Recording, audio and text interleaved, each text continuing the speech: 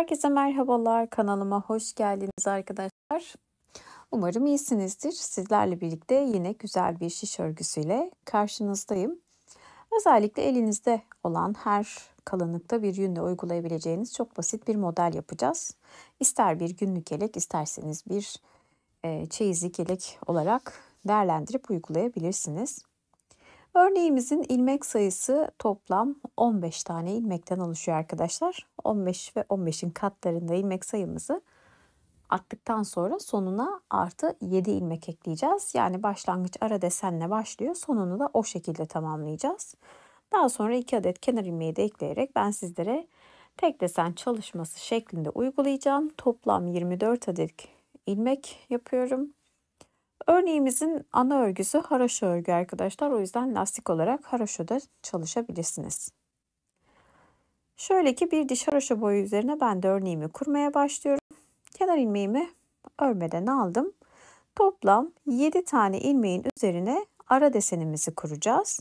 7 tek sayı. O yüzden ortaya bir tane düz ilmek ayırdıktan sonra ilk 3 tane ilmeğimiz bizim sağ taraf ilmeklerimiz olacak. Şöyle ki bakın ilk 3 ilmeğin üçüncüsünü önden en başa, bu ikisini de arkadan sol tarafa alıp şişimize takıyoruz. Ve üçünü birden düz olarak çalışıyoruz. 7 ilmeğin ilk üçünü sağ tarafa doğru bu şekilde aldık. Ortaya bir tane düz ilmek öreceğiz ve kalan 3 tane ilmeğimizi de aynı sağ taraf gibi sola doğru alacağız. Yani bu düz ilmekten sonraki 5. ilmeğimiz olacak bizim. Onu ben örmeden sağ şişime alıyorum. Kalan 2 tanesini düz olarak örüyorum ve örmediğim ilmeği ön taraftan sol şişime, ördüklerimi arkadan sağ şişime alıp bunu da örüyorum ve 7 adet ilmeğin üzerine ara desenimizi bu şekilde kuruyoruz. Kalıyor 8 ilmek arkadaşlar. 8 ilmeğin de 5 tanesini haroşa örgü olarak örüyorum. 5 haroşa. Devamında ters diyeceğim bunları arkadaşlar. Haroşa hazma bir değişik geliyor. 2 tanesini ters olarak kestim. 1 ilmek arttırdım ve kalan bir tanesini de ters örerek 15 ilmek dediğimiz bir desenimiz bu şekilde tamamlanıyor. Sonrasında önce ara desen, sonra ana desen şeklinde sıranızı tamamlıyorsunuz. Ben de sonuna geldiğimde yine ara desenle örneği bitireceğim. İlk 3 ilmeğin üçüncüsünü önden, diğer ikisini arka taraftan sağ şiş ve sol şişlerimizi alıp geçiriyoruz. Üçünü de düz olarak örüyoruz. Şimdi eğer benim gibi yer değiştirmesi yapmayan arkadaşlarım için şöyle de göstermek istiyorum. Ortaya bir düzümüzü ördükten sonra şimdi buradaki 5. ilmeği buraya öne alacağız. O yüzden şöyle arka taraftan 2 ilmeği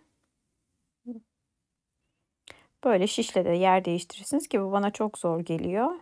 Benim yaptığım ilk teknik bana daha kolay geliyor. Şu şekilde şişleri de değiştirip yerlerine, daha doğrusu şişle de değiştirip üçünü düz olarak da örebilirsiniz. Yani ortadaki düzün yanında giden ilmekleri birini sağ en başa, birini de sol en başa olacak şekilde alıyoruz. Mantığı bu.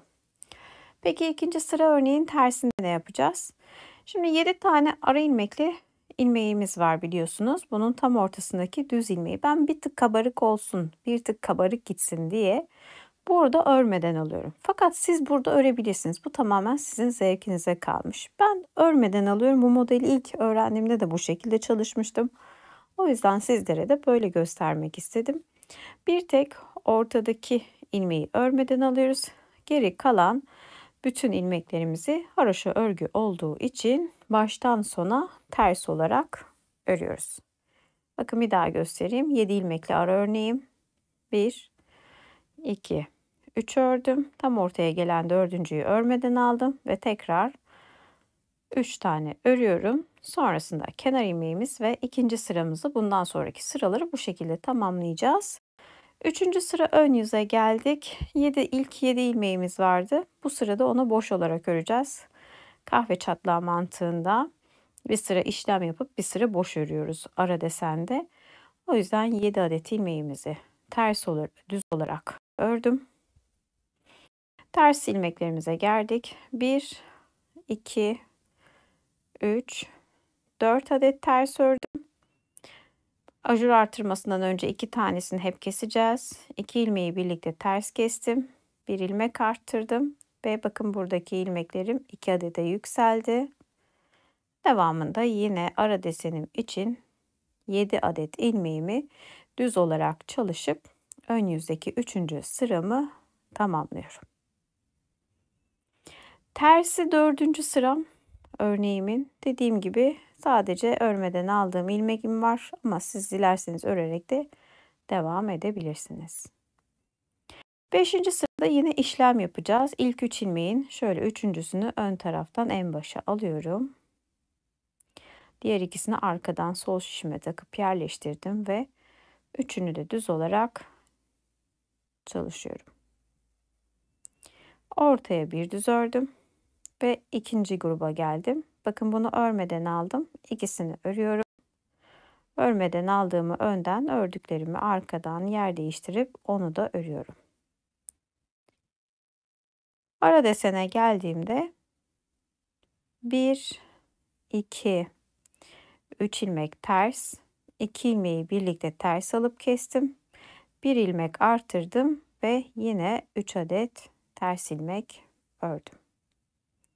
İkinci ara örneğe geldik. Yine 3. ilmeği önden, ilk 2 ilmeğin önünden bu şekilde aldım, taktım.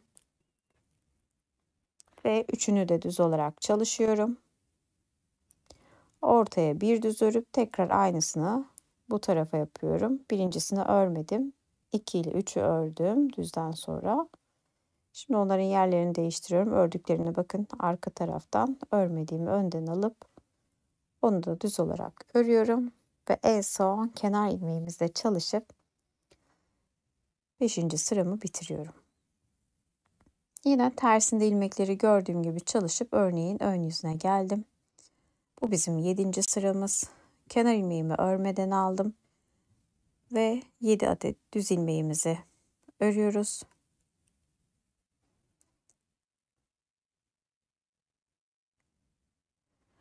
Bir, 2, ters ördüm. 2 tersi birlikte kestim. 1 ilmek arttırdım. Yine 1, 2, 3, 4 ilmek ters ördüm ve 7 adet düz ilmeğimi bu şekilde örüyorum. Kenar ilmeğimi de örüp sıramı tamamlıyorum. Bakın örnek ortaya çıkmaya başladı. Tersinde bütün ilmekleri ters olarak örüp yine ön yüze örneğin 9. sırasına gelelim. Kenar ilmeğimi örmeden aldım. Yine 3. ilmeği ön taraftan 1 ile 2'yi arka taraftan sağ bölümü yapıyoruz. Üçünü de düz olarak örüyoruz. Ortaya bir düz örüp ikinci gruba geliyorum. Birincisini örmedim.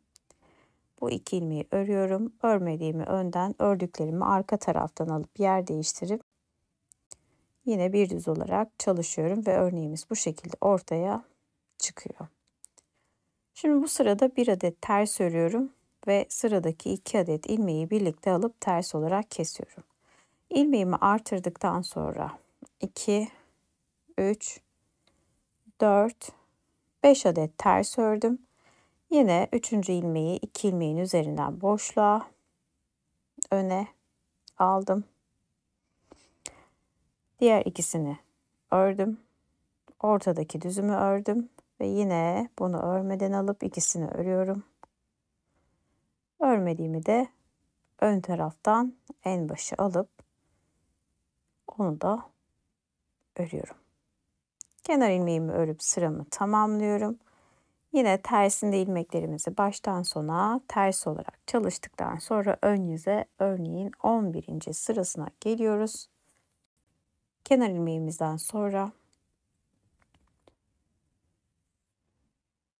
örnekteki 7 adet ilmeğimizi düz olarak çalışıyoruz. Boş sıramız olacak ara desende. Örneğe geldiğimizde bakın hiç ilmek kalmadığı için Direkt 2 ilmeği keserek başladım.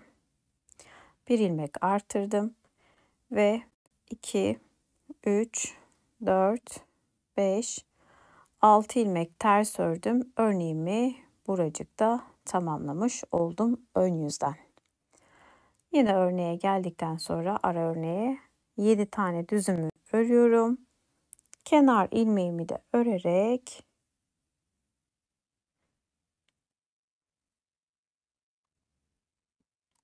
bu şekilde sıramızı tamamlıyoruz arkadaşlar. En son 12. sırada tersi, onu da çalıştıktan sonra örneğimiz burada tamamlanmış oluyor.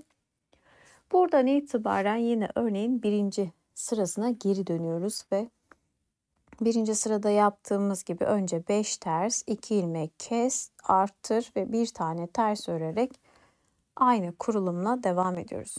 Şimdi olur da bunu sol tarafa doğru çevirmek istiyorsanız arkadaşlar, bunu yorumlarda bana belirtin. Özellikle bununla ilgili bir videoda hazırlarım sizler için. Yani şu an nasıl ki ajurlar soldan sağ tarafa doğru geldiyse, bu defa sağ taraftan sola doğru ilerleyen aynı şekilde ajurlarda yapabiliriz. Bunu isterseniz bu desen içinde yapın ya da bir kutucuğu sağa bir kutucuğu sola şeklinde de yapabilirsiniz.